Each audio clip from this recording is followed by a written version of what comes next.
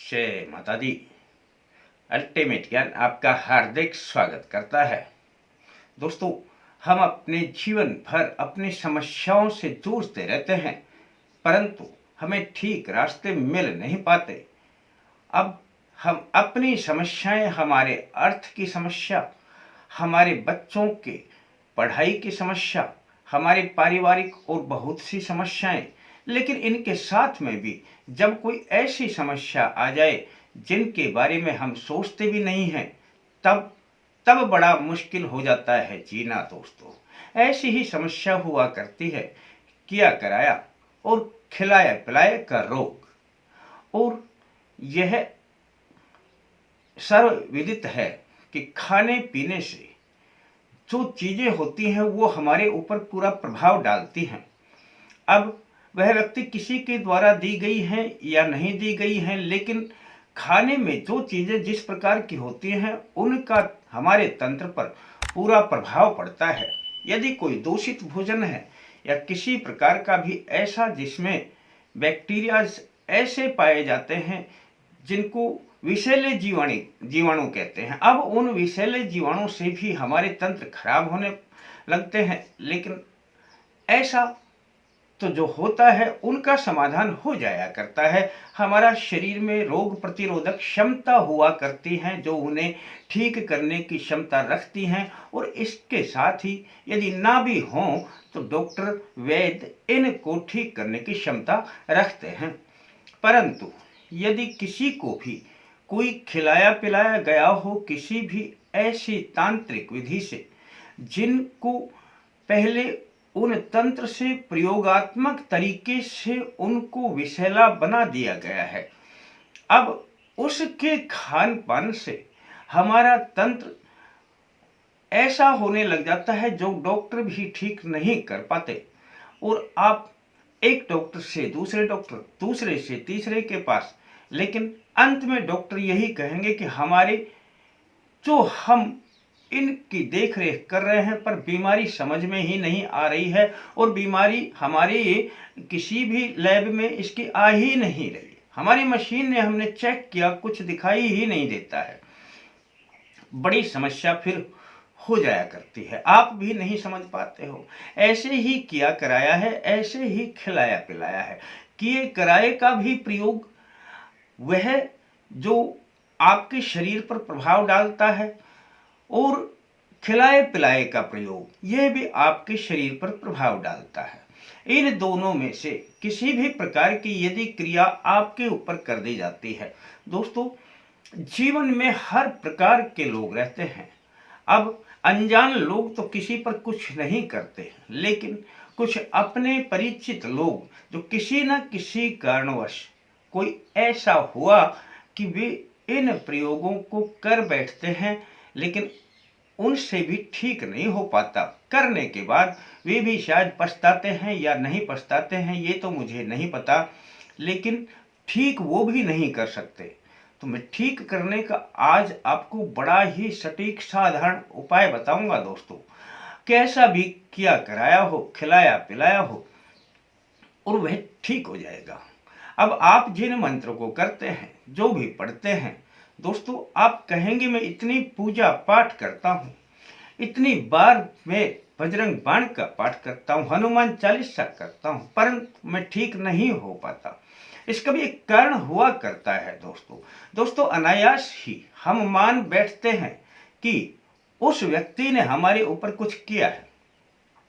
अब भले ही वो करे ना करे, उससे कोई फर्क नहीं पड़ता।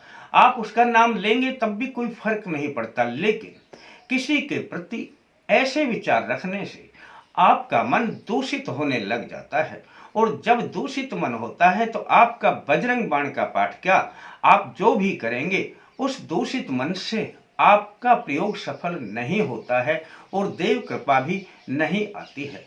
दंड देने का अधिकार और न्याय करने का अधिकार केवल न्याय अधिकारी हमारे शनि देव के पास होता है।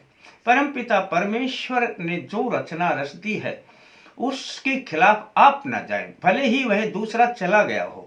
लेकिन आज से एक बात गांठ बांध लें कि किसी ने कुछ भी किया हो, क्या कराया हो, खिलाया पिलाया हो, लेकिन उसके प्रति आप कभी भी ये ना सोचें कि इसने मेरा ऐसा कर दिया और जगह जगह पर उसका प्रचार प्रसार ना करें। ऐसा करने से आपके मन में जो विकार पैदा होंगे, फिर आप स्वयं अपने मंत्रों के द्वारा या विधियों के द्वारा उसे ठीक नहीं कर पाएंगे और आपके तंत्र खराब होते चले जाएंगे।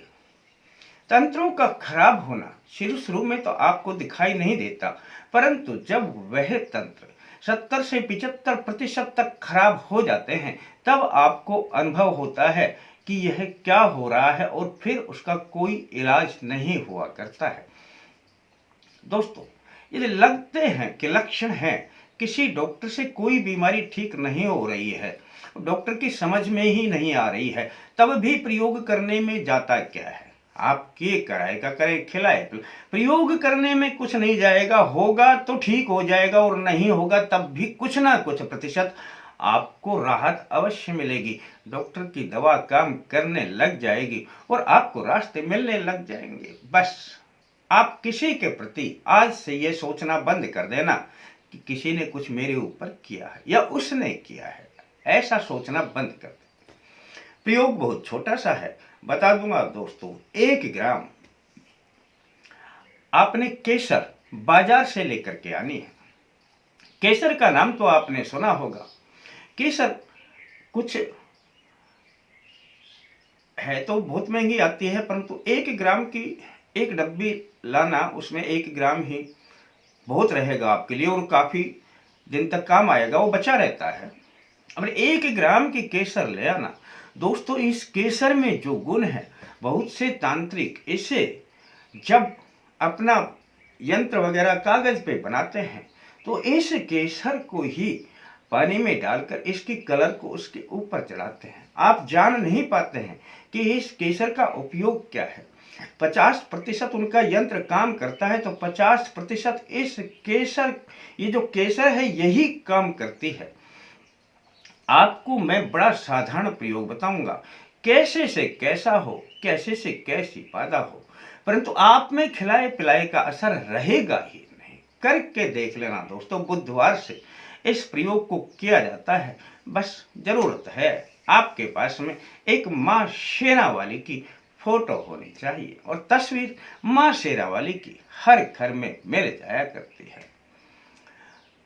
बुधवार के दिन आपने इस प्रयोग को शुरू करना है तो पूरब की ओर मुख करके बैठ जाएं, अपने सामने मां शेरावाली की तस्वीर रख लें।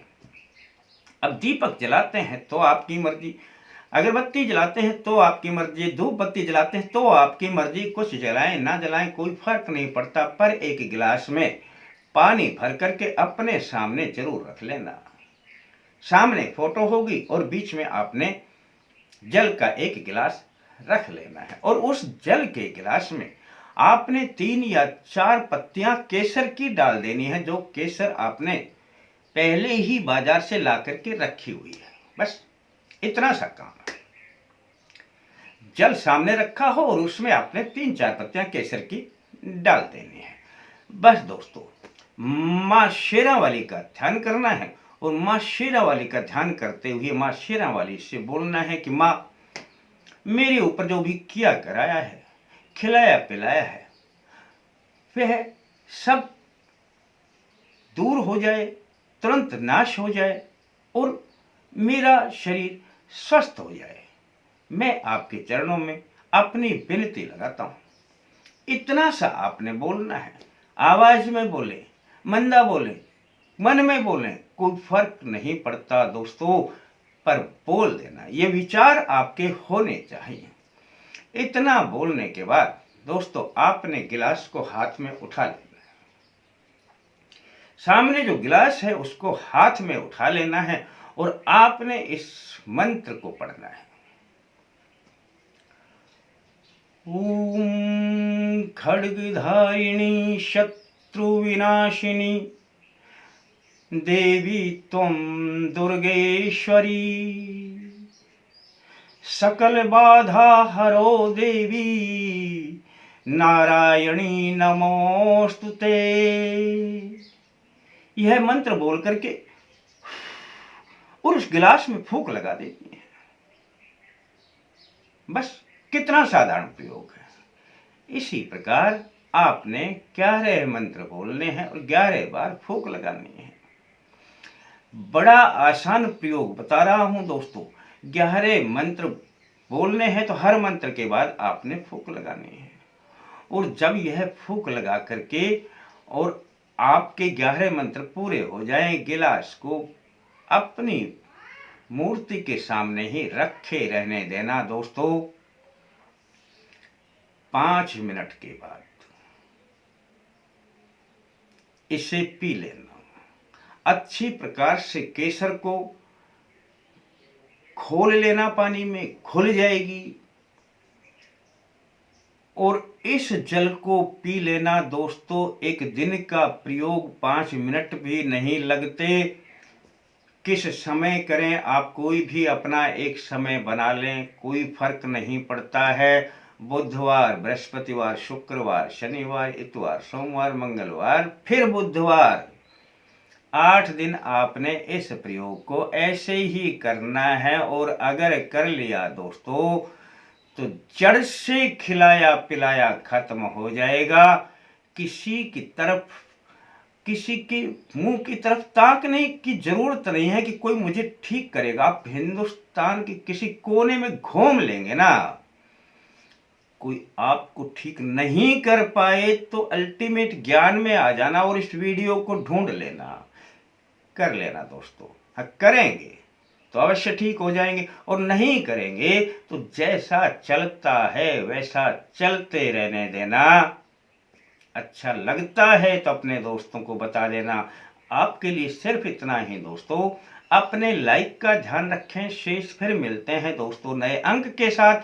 तब तक के लिए जय माता दी।